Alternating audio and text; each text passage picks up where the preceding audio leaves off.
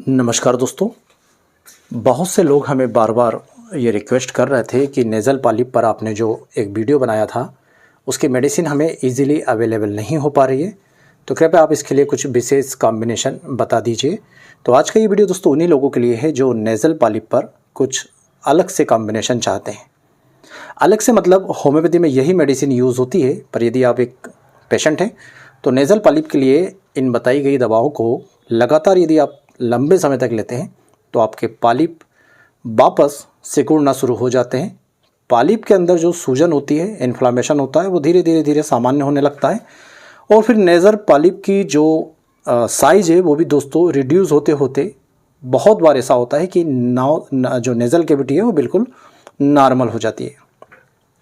तो यहाँ पर मैं आपको बहुत डिटेल में नहीं बताऊंगा कि नेज़ल पॉलिप क्या होता है। जनरली देखिए, आप ये एक छोटी सी फ़ोटो दिख ही रही होगी आपको, आप नेट पे देख ही सकते हैं नेज़ल पॉलिप क्या होता है। तो नाक के अंदर जो एक साधारण भाषा में बता रहा हूँ, नाक के अंदर एक गठान जैसी बन जाती है, नाक के अंदर एक ग्रोथ होती है, एक वृद्धि होती है। उस वृद्धि के कारण, उस गठान के कारण क्या होता है कि नाक से सांस लेने में प्रॉब्लम होती है। उस गठान पर सूजन आने के कारण, उसमें बहुत ज़्यादा सेंसिटिविटी होने के कारण किसी भी चीज़ की स्मेल नाक के अंदर जाने से बार बार छींकें आने लगती है। कहीं सफ़र करने से, धूल लगने से बार बार छींकें आने लगती है। और चूँकि नाक के अंदर उस गठान का, पॉलिप का साइज बड़ा होता जाता है तो जो नेज़ल कैविटी है उसके अंदर जगह कम होने लगती है, जिसके कारण सांस लेने में दिक्कत जाती है, खासकर रात में सोते समय।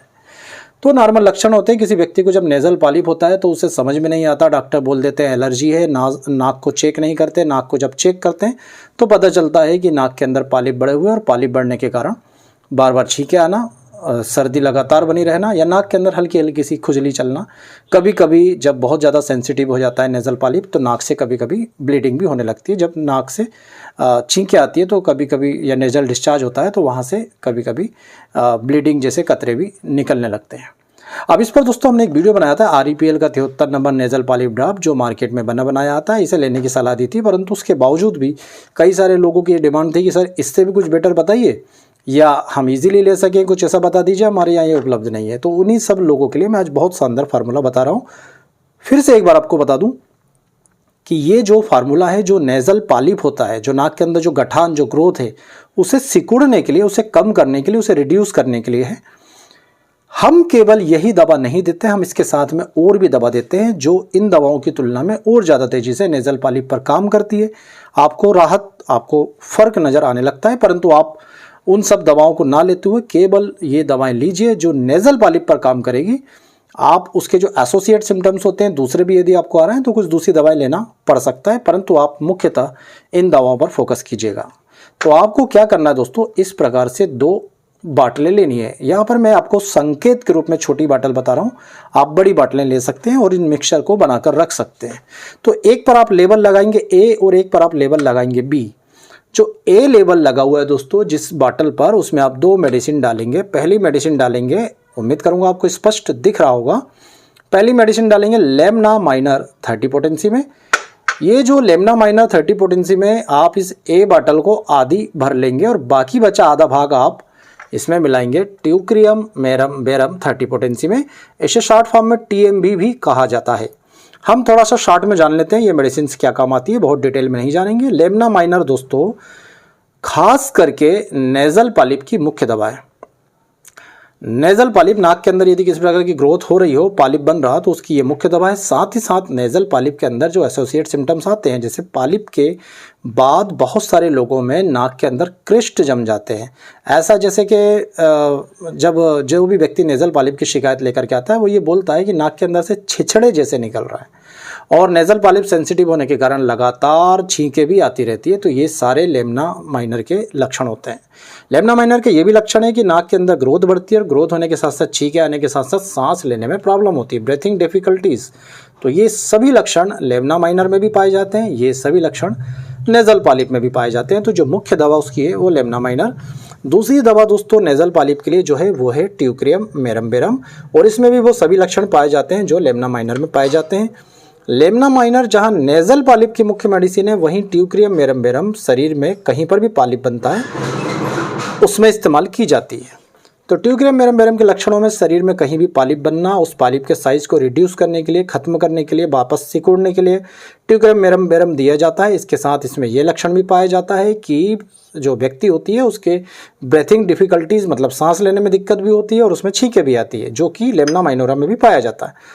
ट्यूक्रेम मेरम में दोस्तों एक और लक्षण ये पाया जाता है कि संबंधित व्यक्ति को नाक के अंदर हमेशा ऐसा लगेगा जैसे कि कुछ रेंग रहा है, वहाँ पर हमेशा ईचिंग सी, खुजली सी महसूस होती रहेगी। जैसे कई लोगों को जब कृमि हो जाते हैं तो नाक में लगातार खुजली चलती है, वैसा ट्यूक्रेम मेरम में लगता है, जो पॉलिप के कई मरीज आकर शिकायत करते हैं कि हल्की हल्की सी ईचिंग भी होती रहती है।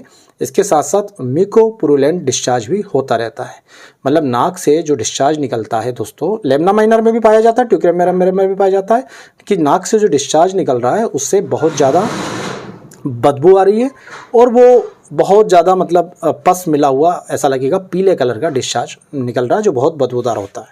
तो ये दोनों दवाएं जब देते हैं दोस्तों तो पॉलिप का साइज रिड्यूस होने के साथ साथ जो सिम्टम्स आ रहे हैं उन सभी में राहत मिलती है। इतना इन दवाइयों में पावर होती है।